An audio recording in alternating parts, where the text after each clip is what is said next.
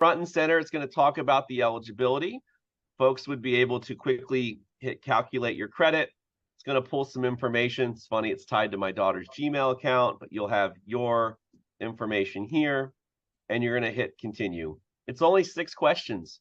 So was I self-employed during 2020? I sure was.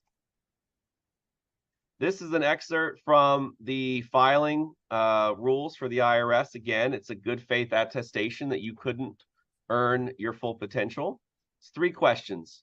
If you were unable to earn in any capacity because of government orders, the companies you worked for were shut down, quarantine, you had COVID, you thought you had COVID, you may have had, some anxiety and a little bit of concern, justifiably, right, during the pandemic that stopped you, that counts as well. The second, and you can claim up to 10 days.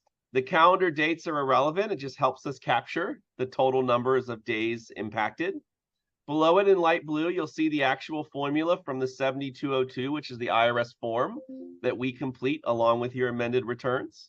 The second question is if you were unable to work or you're impacted because of a roommate, extended family, friend, domestic partner, buddy that you had to care for or in some way impacted your ability, you can claim another 10 days, and the formula's here.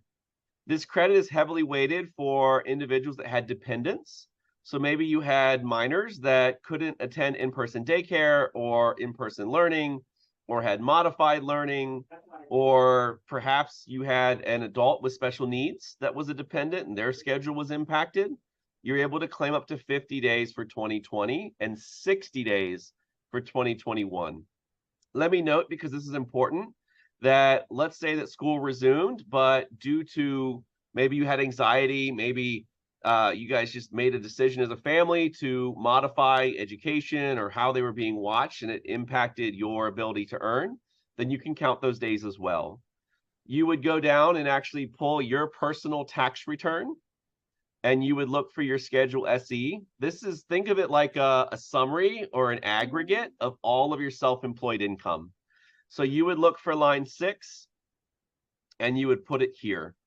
What's actually even more interesting about this filing is you can actually use 2019 if it's larger than 2020. So look at both and put the larger number right here. You're going to hit continue. Oh, I will point this out just because I find this funny. Guys, if you do not have children, you can't make them up. Okay, so if there were not children on the original tax returns, we had to add this last week because people were adding kids that weren't on the original tax filing. So we can't claim them if they didn't exist. Just want to point that out. Second claim period for 21, it is the exact same questions.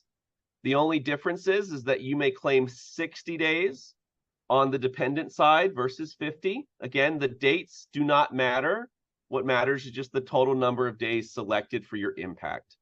Similar to 2020, you may use 2020 or 2021's Schedule SE for that section here, whichever is greater. So you would put this number in and you would hit continue.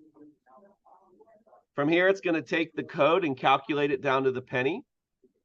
At this point, you can close your browser and do nothing if you so chose. We do follow up with a free psych eval. Or if you would like to securely claim your $31,186, you would simply hit claim now. From here, behind all of our security firewalls and safety, you can upload your tax documents. We're not charging a fee up front. We actually will do all of the processing work. We do charge 20% once your funds are deposited into your account, but we will wait until that occurs.